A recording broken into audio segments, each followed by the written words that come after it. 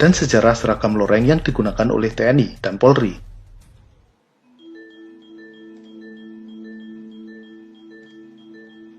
Ini adalah seragam loreng yang paling umum digunakan oleh TNI. Bahkan, corak ini pernah menjadi satu-satunya corak loreng yang dipakai oleh TNI.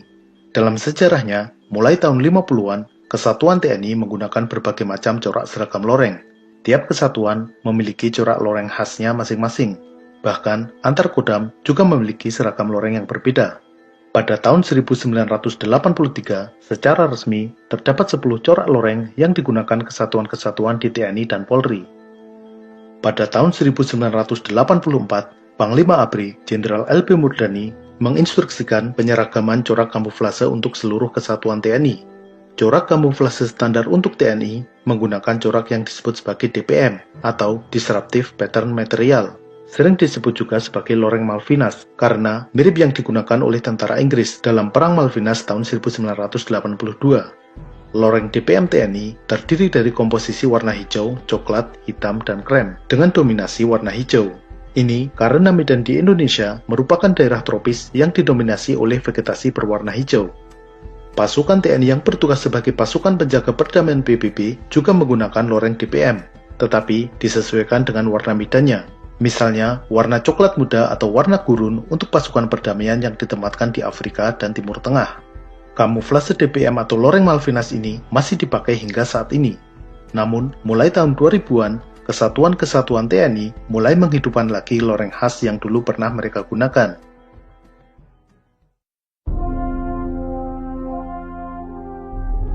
Corak loreng yang disebut sebagai loreng darah mengalir ini merupakan loreng kebanggaan Komando Pasukan Khusus atau Kopassus. Loreng ini pertama kali diperkenalkan pada tahun 1964.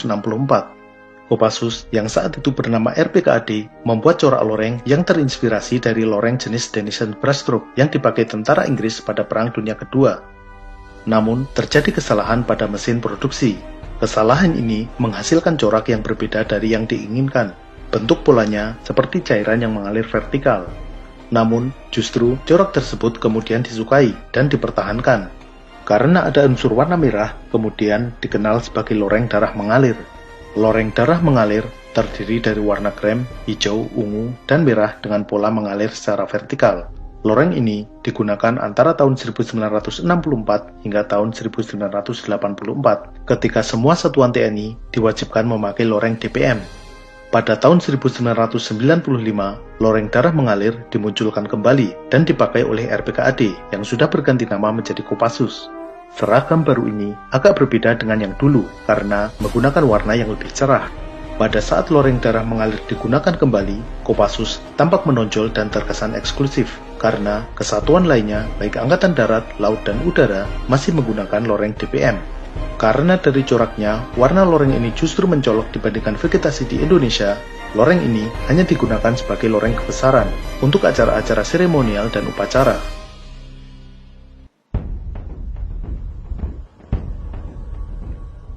Pada tahun 2003, TNI Angkatan Darat membentuk 10 Batalion Raider. Batalion Raider yang baru dibentuk ini memperoleh seragam kamuflase baru yang menggunakan jenis kamuflase pixel. Loreng Raider ini, komposisi warnanya sama persis dengan loreng DPM yang lazim digunakan TNI. Hanya saja, loreng Raider ini menggunakan pixel, sehingga dari kejauhan terlihat lebih blur dan tersamar dibandingkan loreng DPM biasa. Selain itu, ukuran bentuk coraknya lebih kecil daripada loreng DPM standar.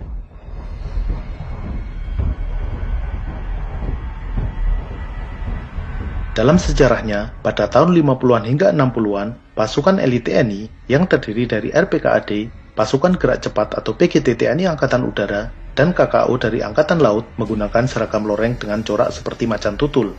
Kain untuk seragam loreng ini awalnya adalah bahan kain kamuflase M1942 buatan Amerika yang diberikan kepada Belanda setelah Perang Dunia Kedua.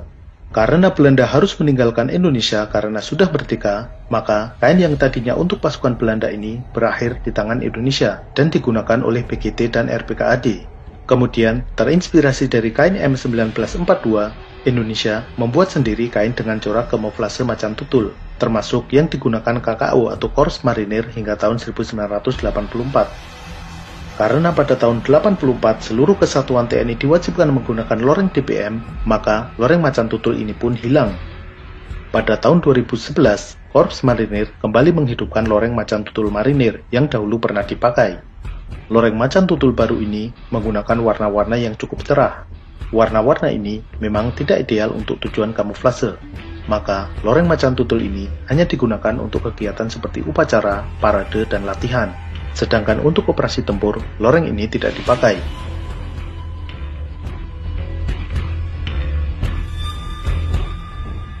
Pasukan khas atau Paskhas TNI Angkatan Udara memiliki seragam loreng kebanggaan yang sering digunakan untuk upacara.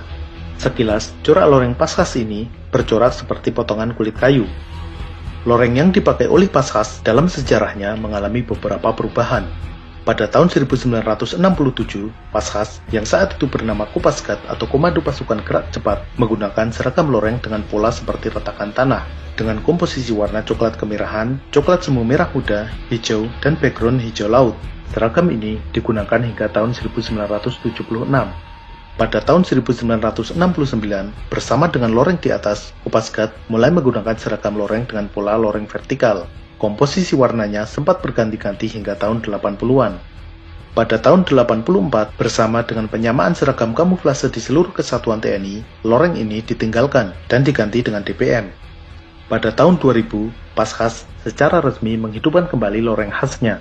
Loreng Paskhas ini masih menganut pola loreng dengan arah vertikal dan bentuk coraknya mirip potongan kulit kayu.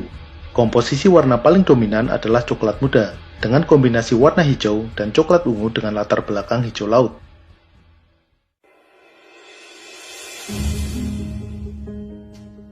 Pada tahun 2012, TNI berencana mengganti loreng DPM yang telah puluhan tahun menjadi corak loreng standar bagi seragam kamuflase TNI. Seragam kamuflase baru ini menggunakan corak piksel dan diberi nama sebagai loreng NKRI. Corak baru ini hampir sama dengan corak kamuflase Raider, namun terdapat perbedaan pada komposisi dan kecerahan warna. Loreng NKRI menggunakan warna hijau dan coklat yang lebih gelap. Dari komposisinya, porsi warna khaki semakin sedikit, sedangkan porsi warna hijau dan coklat semakin banyak. Namun, hingga saat ini, ternyata loreng DPM belum sepenuhnya tergantikan dan masih digunakan di kesatuan-kesatuan TNI. Digunakan secara bergantian dengan seragam loreng khusus di masing-masing kesatuan. Justru, setelah pergantian pimpinan TNI yang memprakarsai loreng NKRI, seragam loreng ini masa depannya menjadi kurang jelas.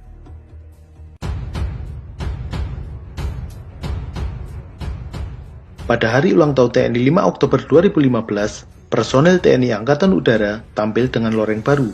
Loreng ini terdiri dari warna biru tua, biru muda, hitam, abu-abu, dan putih gelap. Loreng ini merupakan loreng dengan tipe piksel dengan arah cenderung mendatar. Jika diperhatikan lebih seksama, pada loreng ini terdapat gambar siluet pesawat terbang.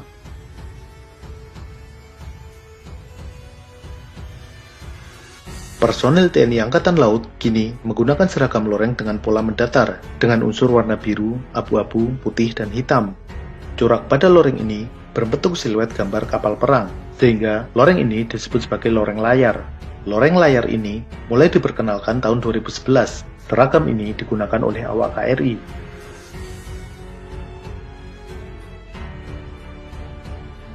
Pada tahun 2016, awak kapal selam menggunakan seragam loreng yang berbeda dengan personel TNI Angkatan Laut lainnya. Loreng awak kapal selam ini sebenarnya mirip dengan loreng layar TNI Angkatan Laut. Hanya saja, pada loreng kapal selam terdapat gambar kapal selam pada corak lorengnya. Warnanya didominasi warna biru, yang terdiri dari biru gelap, biru pucat, dan biru keputih-putihan, serta terdapat sedikit warna hitam.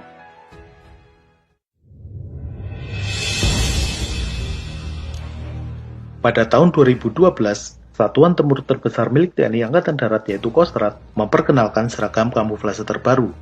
Kesatuan yang pertama kali mendapat seragam terbaru ini adalah Brigade Infanteri Lintas Udara 17 atau Brigade Linut 17 Kostrad. Kemudian, menyusul satuan-satuan lain di bawah Kostrad termasuk Batalion Infanteri dan Kavaleri.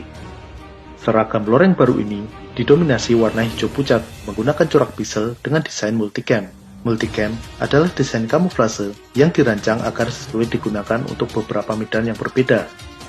Selain corak lorengnya, desain seragam baru ini juga lebih modern. Atribut seragam seperti tanda pangkat, emblem, dan lain-lain ditempelkan dengan velcro, sehingga saat di medan tempur bisa dilepas dengan mudah. Hal ini untuk menghindari misalnya sniper musuh dengan mudah mengenali yang mana komandan pasukan. Seragam ini juga dilengkapi dengan rompi dan pengangkut perlengkapan desain dalam negeri yang bernama Sakti, singkatan dari Sistem Angkut Kelengkapan Tempur Individu.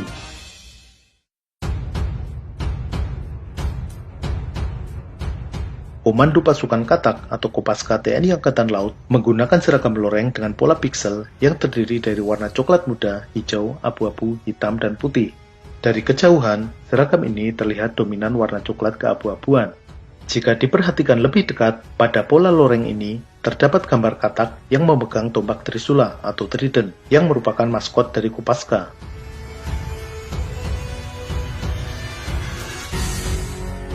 Sebelum tahun 1984, beberapa kodam di Indonesia memiliki seragam loreng tersendiri. Salah satunya adalah Kodam Jaya yang memiliki loreng dengan komposisi warna hijau, merah bata, dan krem dengan pola lime brushstroke. Karena penyeragaman DPM pada tahun 84, loreng ini pun tenggelam. Pada tahun 2012, loreng Kodam Jaya ini diperkenalkan kembali dan sering digunakan dalam upacara.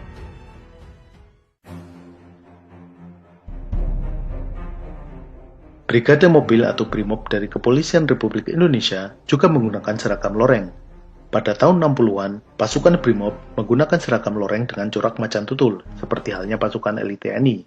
Pada waktu itu, selain loreng corak macan tutul, satuan di bawah Brimob seperti Resimen Pelopor juga memiliki pola loreng sendiri, berupa corak sapuan kuas dengan warna hijau tua, coklat, dan krem.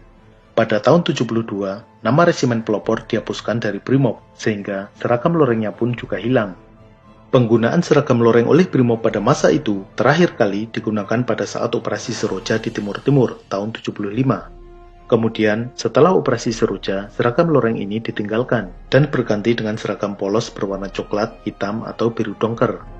Tahun 90-an, seragam loreng mulai terlihat digunakan oleh Brimob, meskipun belum secara resmi.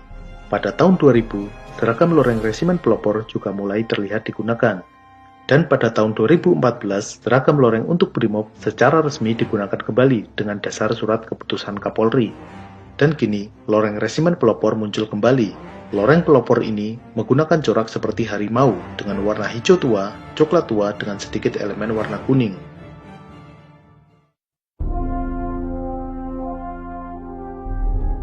Satuan Gultor 81 Kopassus untuk tugas pertempuran hutan dilengkapi dengan seragam loreng baru yang memang dirancang khusus untuk tujuan kamuflase. Warna seragam ini disesuaikan dengan warna vegetasi di Indonesia. Desain corak loreng ini menggunakan desain multicam. Seragam loreng ini dirancang oleh Ferry Suryana dan diberi nama Samar, singkatan dari Spektrum Acak Mata Adaptasi Rekayasa. Dibandingkan dengan seragam loreng lainnya, loreng Samar ini terlihat paling